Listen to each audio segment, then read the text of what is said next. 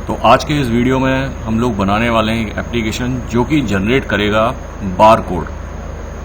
इस एप्लीकेशन का यूज़ करके आप अपने सुविधा के अनुसार अपने ही जो आपके पास नंबर हैं, जो आप नंबर उस कार्ड पर डालना चाहते हैं और जिस नेम से आप उस फाइल को, उस जेपीजी इमेज को या पीएनजी इमेज को सेव करना चाहते हैं, वो आप कर पाएंगे। इस तरीके के बहुत से एप्लीकेशन आपको इंटरनेट पर मिल जाएंगे, लेकिन वो सभी एप्लीकेशन क्लाउड पर चलते हैं। दूसरा, अधिकतर एप्लीकेशन पेड हैं, जहां आप एक या दो तो आसानी से कर पाएंगे, लेकिन अगर आप मल्टीपल आपको करना है, सेव करना है अगर आपको बारकोड बना के, तो वो आपसे कुछ पैसा चार्ज करेंगे। दूसरा, जब आप उस फाइल को एक्सपोर्ट करते हो तो वो आप फाइल्स अलग अलग एक्सपोर्ट नहीं होती, वो आपको पूरी पूरी एक फाइल दे देते हैं। वहां फिर आप उनको अलग अलग उसको क्रॉप कर करके आपको सेव करना पड़ेगा और रीनेम करके उन फाइल्स को आपको अलग अलग नाम से सेव करना पड़ेगा। तो ये बहुत ही एक बड़ा काम है अगर आप पेड एप्लीकेशन यूज नहीं करते हो। तीसरी चीज, उनके लिए आपको इंटरनेट की आवश्यकता पड़ेगी। यहां मैं जो अब एप्लीकेशन आपको बनाने सिखाने वाला हूं, यहां आपको पहला तो इंटरनेट की आवश्यकता आपको नहीं पड़ेगी। दूसरा, आप चाहें तो किसी भी नंबर का आप बारकोड जनरेट कर सकते हैं और उसको किसी अपनी जो भी आप नाम देना चाहते हो उस नाम से उसको सेव कर सकते हैं, जिससे कि बाद में उसको कहीं और एक्सपोर्ट किया जा सके। तो ये एप्लीकेशन जो है ये कैसे काम करता है पहले हम इसको देख लेते हैं, बाद में इसको कैसे बनाना है ये भी हम लोग देखेंगे।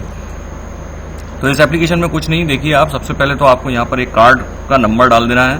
तो यहाँ मैं कार्ड का नंबर डाल देता हूँ, मान लीजिए YP123456 और यहाँ मैं एनरोलमेंट नंबर डाल देता हूँ 2001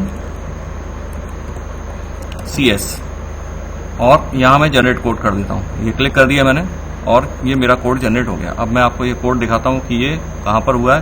तो ये देखिए कुछ इस तरीके से ये कोड जनरेट हो गया है। यहाँ पर अगर आप देखेंगे तो बार कोड तो जनरेट हुआ है YP123456 और ये जो फाइल आपकी सेव हुई है वो हमारी दूसरे नाम से सेव हुई है जो हमने इसमें डाला था। तो इस तरीके से आप इसको बना सकते हैं। अब इसको कैसे बनाना है तो उसके लिए दो पार्ट में हम इस वीडियो को देखेंगे। पहला पार्ट है हमारा कि ये कोड कैसे काम करता है, कि बार कोड आप जनरेट कैसे करते हैं। इसके लिए मैंने यूज किया है पाइथन का कोड यूज किया है। अब उसको कैसे बनाना है तो वो हम लोग देख लेते हैं। तो आप सबसे पहले एक नई फाइल हम लोग यहाँ पर ओपन कर लेते हैं, पाइथन, और इसके लिए हमको जो लाइब्रेरी की आवश्यकता पड़ेगी वो पड़ेगी बारकोड और इमेज राइटर। तो सबसे पहले अगर दोनों लाइब्रेरी आपने इंस्टॉल कर ली है तो उसके बाद आपको लिखना है यहाँ पर फ्रॉम बारकोड, इंपोर्ट करेंगे हम यहाँ पर कोड 128। अब ये कोड 128 क्या है तो देखिए बारकोड अलग अलग टाइप के होते हैं। तो अभी हम लोग जो बारकोड यूज कर रहे हैं वो 128 है, जिसके अंदर आप नेम और नंबर दोनों लिख सकते हैं। ऐसी अलग अलग टाइप के बारकोड होते हैं। तो जो बारकोड आप यूज करना चाहते हैं वो अलग पार्ट आपको इंपोर्ट करना पड़ेगा। अलग अलग कौन कौन से बारकोड होते हैं ये आप इंटरनेट पर देख सकते हैं। अधिकतर जगह कोड 128 ही यूज होता है। अगर हम एकेडमिक्स की बात करें तो वहां पर कोड 128 ही यूज होता है। एक और हमको यहाँ पर आवश्यकता पड़ेगी फ्रॉम बारकोड और इमेज राइटर की, क्योंकि हमको यहाँ पर जो इमेज है उसको भी सेव करना, मतलब राइट करना है। ये हमारा प्रोग्राम क्या है, एक इमेज को राइट भी कर रहा है। तो फ्रॉम बारकोड इंपोर्ट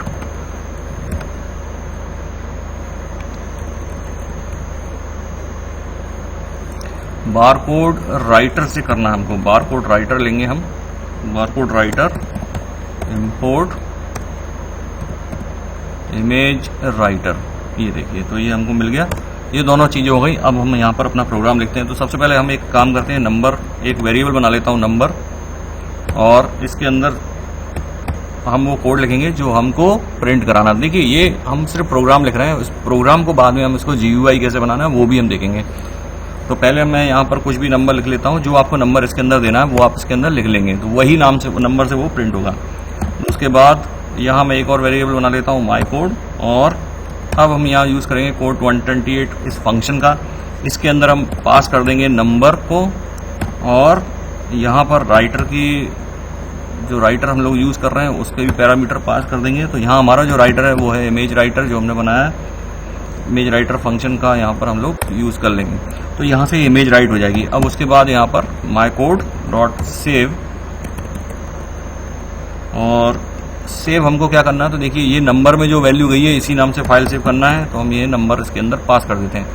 तो ये हमारा 4 लाइन का कोड था अकेला, ये हमारा इसमें बन गया है। अब मैं इसमें यहाँ बना देता हूँ, इसको सेव कर देता हूँ नाम से बारकोड न्यू के नाम से मैं न्यू प्रोग्राम यहाँ से मैं इसको सेव कर देता हूँ। ठीक है, अब आपको जो भी नंबर इसके अंदर डालना है वो आप नंबर यहाँ पर पास कर दीजिए। मान लीजिए मैंने नंबर इसके अंदर पास किया 98787898 IT। अब मैं इसको रन करता हूँ, देखते हैं ये रन होता है या नहीं। तो देखिए ये रन हो गया और ये देखिए यहाँ पर इसका एक बारकोड इसने बना भी दिया है और जेपीजी फाइल, ये PNG फाइल इसने राइट कर दी है ये वाले नाम की। अब जब हम किसी पाइथन के कोड को GUI में यूज करते हैं, क्योंकि आप अगर किसी व्यक्ति को देंगे किसी को यूज करने के लिए तो आप कोड नहीं देंगे, क्योंकि वो ऐसे बार बार कोड इसमें एडिट नहीं करेगा, उसको एक GUI चाहिए पड़ेगा। तो आप इसका GUI में कैसे यूज करना है वो भी हम लोग देख लेते हैं। इसके लिए हम लोग क्या करेंगे, ये पूरा कोड है इसको एक फंक्शन में बना देंगे और बाद में इस फंक्शन को एक बटन से हम लोग ट्रिगर कराएंगे। तो यहाँ पर हम GUI बनाएंगे। GUI मैंने बनाया हुआ है तो मैं उसका कोड आपको एक्सप्लेन कर देता हूँ। यहाँ हमने पाइथन टिंकर का यूज किया है।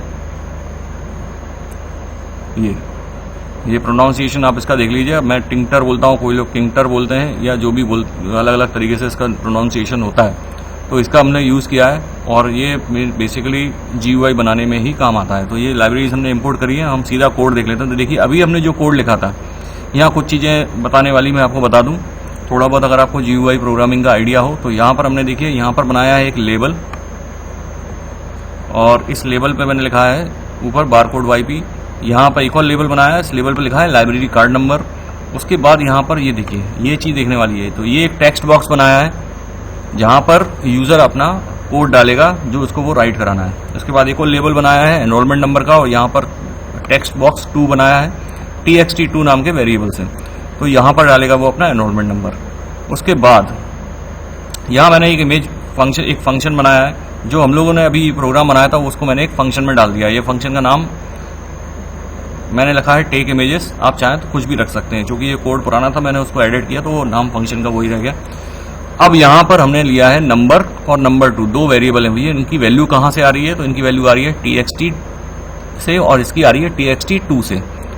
गेट फंक्शन हमको लगाना पड़ेगा जब हम अगर टेक्स्ट बॉक्स से कोई वैल्यू हमको इंपोर्ट कराना हो तो गेट फंक्शन हम लोग लगा देते हैं। उसके बाद जो कोड हमने अभी सीखा था वो पूरा का पूरा कोड इसके अंदर ले लिया है। तो हमारे पास एक फंक्शन है टेक इमेज, जिसको हमें रन कराना है कब, जब हम कोई उस बटन को प्रेस करें जनरेट कोड वाले।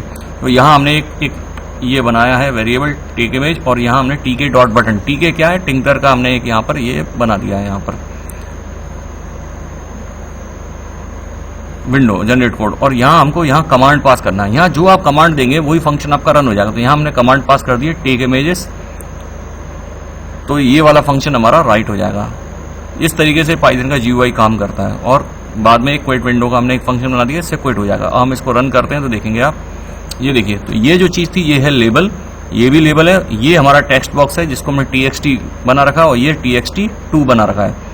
इन दोनों की वैल्यू हम लोग दे रहे हैं। और जनरेट कोड से क्या हो रहा है, जो फंक्शन जो अभी हमने प्रोग्राम देखा था वो पूरा का पूरा प्रोग्राम इस जनरेट कोड से उससे वो रन हो रहा है।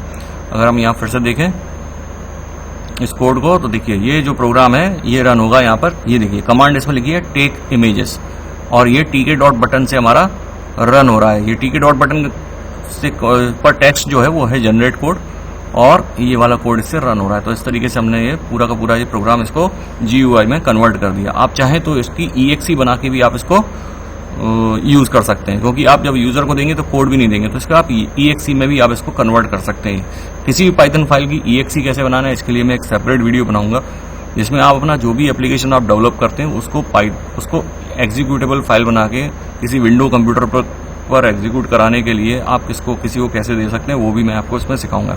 तो आशा करता हूँ ये वीडियो आपको अच्छा लगा होगा और ये आपके बड़े काम आने वाला है।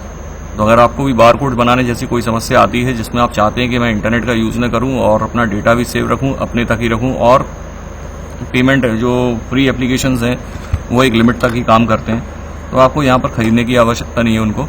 इस एप्लीकेशन का यूज़ करके आप बहुत सारे कोड आप जनरेट कर सकते हैं। तो थैंक यू फॉर वॉचिंग और मैं इस वीडियो को कर रहा हूँ बंद।